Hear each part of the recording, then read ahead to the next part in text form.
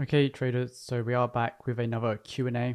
I did ask for questions on my Instagram. I do a lot of these Q&As on my Instagram, so if you don't want to watch a full video and you just want to see the text answers, be sure to follow me over there. So I'm going to do these quite regularly because people ask a lot of questions and I feel like answering to everybody is easier than answering every single person individually. And that is the reason why I will be doing them. So let me know if you are enjoying these episodes. So the first question is, I have setups on 3 to 4 trades and all of them are based on my strategy 100%. Do you take all of them? With this question, I'm assuming you're speaking about, let's say you're trading 3 or 4 different pairs and all of the pairs you're trading have setups that are fitting your plan 100% accuracy, basically. And what I want to say to you, and this is kind of apparent with a lot of the topics I talk about, if you're asking questions to someone about what you should do in your strategy, that tells me immediately that you shouldn't be trading live. You should know every single situation that you could be in and how to manage it. I don't have that issue because I only trade one pair and I only trade one setup. But let's say I knew that I was going to be trading 3 or 4 different pairs. I would put myself in a situation and I would have a plan that says, if I have all 4 setups appearing at once, what do I do? Perhaps you're trading on a prop firm and you can't afford to have a 4% loss in one day. Then you need to have some sort of criteria that you can look at the trades and say, this one has a higher conviction than this one. Or maybe they have currencies that are conflicting with each other. So if you're wrong on one, you'll be wrong on the other automatically. And obviously some pairs have quite high correlation, so you have to be aware of that. But what you really need to do is go back through your data and see when this has happened in the past. If in the past, over the, let's say 3 years of price action, this happened 10 times, and what happens if you do take all 4 setups those 10 times? What are the results? Do you have a massive drawdown? Does it matter? Maybe perhaps 2 win, 2 lose? Are you better off just taking 2 of the setups or perhaps 3 of the setups? This is what you need to consider. I'm not really in a position to tell you what to do in this situation because I don't know your win rate. I don't know your risk to reward. I don't know the types of trading that you are actually doing. The next question, where should a complete beginner start at? I think I've done videos on the channel speaking about if I was starting trading from scratch again, this is what I would do. But a very simple way of looking at it is you need to learn the basics. You need to learn all the terminology. You need to learn about how to risk manage, how to place a stop loss, how to place a take profit, how to close your trade, what happens with the different news releases, how do you manage your positions, all these different things that you need to know. A lot of times you can find this information on YouTube, perhaps on my channel, perhaps on someone else's channel, or you can go on a free website such as Baby Pips. Baby Pips is a great place to look at. They have lots of free beginner courses where you can just go on and learn about trading. Or you could literally go on ChatGPT or on Google and say Forex for beginners or Forex basics, and you can learn the complete basics.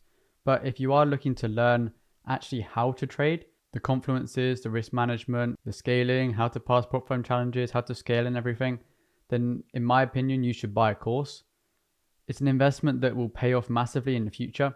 In my opinion, my course is quite cheap for what you actually receive.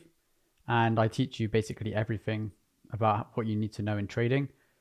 I teach you my confluences. I go through how I backtest my strategy, how I calculate my risk, different trade breakdown ideas. And obviously I have my Discord group where you guys can speak to me, speak to other members who are also learning how to trade and learning the same strategy. But perhaps learn the basics, the complete basics first, about how to even use MetaTrader, how to use CTrader or whichever platform you're going to trade with, and then focus on learning about, okay, which strategy am I going to use? Do I want to trade London session or New York session? Do I want to trade the lower time frames or the higher time frames? Do you have the patience of a swing trader, or are you hungry for that adrenaline of being in a trade like you would be if you were a scalper? These are things you need to consider before you even decide what strategy you are going to learn. Why is your strategy always based on minus 10 pip stop loss or plus 30 pip take profits and not on order blocks and highs and lows? So this is in regards to my stop loss and take profit placement. I have a 10 pip stop loss and a 30 pip take profit on every single setup when I'm trading GU on a 15-minute time frame.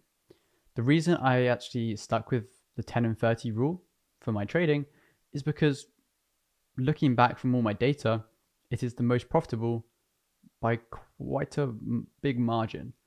And even if there was one that was a bit more profitable, I find it so easy to go onto my MetaTrader and just go 10, 30. Very, very easy. I immediately know my lot size because I have a 10 pip stop loss. So if I'm trading a 200k account, risking 1%, I do 20 lots. If it's a 400k account, 40 lots. If it's a 50k account, 5 lots. It's very easy to know your lot size.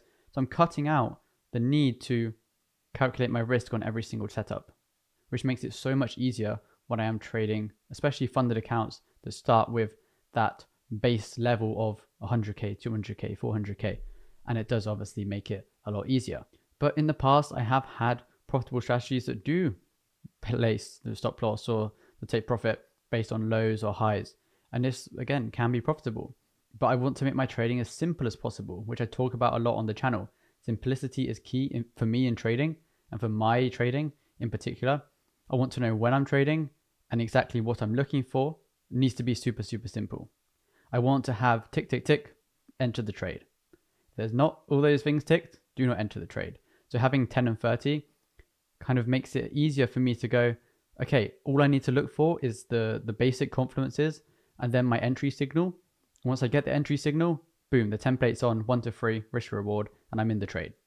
Super simple, and you can't really make a mistake when you are trading with my strategy. When you are having a bad trading month, do you get emotional? And I don't really get emotional. And the main reason why is because I have income outside of trading. You know, just making these YouTube videos pays me money. I have investments outside of trading that give me quite a good return on investment. And having other incomes outside of your trading, and I would obviously always recommend you to have a job whilst trading, unless your trading income far exceeds your monthly income, consistent income from a job. Because having that added pressure of forcing yourself to make money from the markets every single month to pay your bills can make you get emotional if you do have a bad month. Let's say you need to make £3,000 per month just to be able to pay your bills. If you're only at 1,500 or perhaps you're down 2,000, it's going to be a lot more stressful than if you had other income that was already paying all your expenses and you were just focusing on trading and compounding your account long term. Then that would make it so much easier for you. Another reason why I feel like I don't get emotional is because I'm usually trading multiple accounts. So I have my personal trading account, I have prop firm challenges, I have prop firm funded accounts. So let's say my personal account is down, but I'm up on a prop firm account, I'm probably in profit overall. And by rotating these accounts, it means that even if you are down percentage-wise overall, you can still make money and money comes into your bank every month, which is a great way of thinking about it. Rotating the accounts rather than just taking every single trade on all accounts. And the next question, how much capital did you start trading with? I started trading many years ago, and I started with an account balance of £700. And this money quite quickly went down to £450, but I had what most traders have. I had the beginner's luck, and I was able to flip that to £2,000. I have done a video on this on my channel many years ago, and it was quite a great bit of luck because I was able to take out my original investment plus profit into my bank account and then trade the rest of the money. The rest of the money I left in the account did end up being blown. But I had learned my lesson from losing so much, but I was smart because I took out money plus profit. So even though I did blow the original account technically, I had still made profit.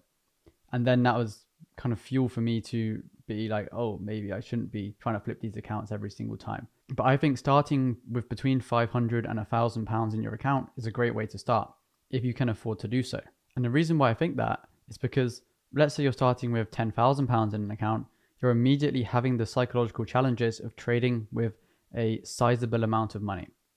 So £1,000, £2,000 loss that will probably happen if you're a beginner will definitely hurt you.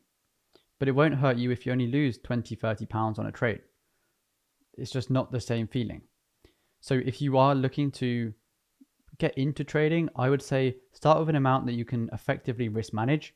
So not £50 or £100, you can't use proper risk management on an account of this size, and also you don't really feel like it's real money.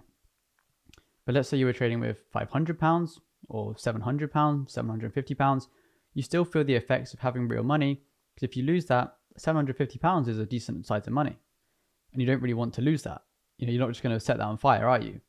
Absolutely not. So start with an amount that does mean a little bit to you, but not enough that it's going to change your lifestyle or change the way you live if you lose that money, because that will make you emotionally attached to the money, which will make your trading decisions a lot harder, and you will just end up trading from your emotions. The next question is, how long did it take you to become profitable? This one's quite hard to answer because I feel like you constantly have to be evolving in the markets, adapting and improving your strategy to stay profitable. Because if I did one thing and it was working for 3 months, but then it stopped working and I didn't evolve my strategy and adapt what I'm doing to obviously adapt to market conditions, then I will probably become a losing trader.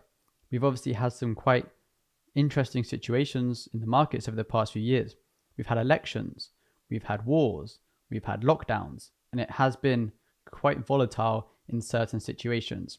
I remember a few years ago, I'd wake up in the morning and I'd check, and at 3, 4 a.m. there was flash crashes overnight, and the market would just go and then straight back up. And you can't account for these situations, so you have to adapt your strategy accordingly. So when people say, oh, how long did it take you to become profitable? I'd say that I'm still trying to be as profitable as possible. If you stagnate, you will eventually plateau or even decline in your trading, and that's never what you want. That's why you'll even see the top traders trying to refine their strategy. They'll be backtesting, collecting data, and obviously we know the purpose of journaling is to improve yourself as a trader. So why do you think the best traders who are making so much money still journal? Because they're still trying to become profitable or more profitable. And if you don't win 100% of your trades, then you're still on that journey to pure profitability. If there's risk on the table, there is a chance you can lose. So the way I see it is, obviously I'm profitable in the sense of I make money every single month, and every single year I am profitable in the markets, but I want to become more profitable, so I keep working as if I'm not profitable, if that makes sense. And I would say, if you guys are trying to look at when people became profitable online or people that you watch on social media, so you can compare it to your own journey, this is a terrible thing to do, because when I was learning to trade, it was the only thing I was doing. I didn't have any children to pay for, any rent, any food or anything, because I was quite young. So comparing that situation to maybe your situation where you have children, you have a wife, you have bills to pay, you have a mortgage, all these things can make it 10 times more difficult. So it's obviously going to take you longer than someone who wasn't in that situation. Someone who had complete freedom, time freedom and financial freedom to learn is obviously a lot easier. So don't compare my journey to yours or your journey to anyone else's, especially if they are perhaps behind you. They're on the same journey, and that is why you'll never see the top traders belittle other traders that are trying to learn, because we know what it's like to go through the journey. And that is why I give out all this free information on YouTube, to hopefully make it so you can get to that next level where we're all profitable, which would obviously be a great situation to be in. So if you do have any further questions, be sure to comment them down below, and I'll catch you guys in the next video.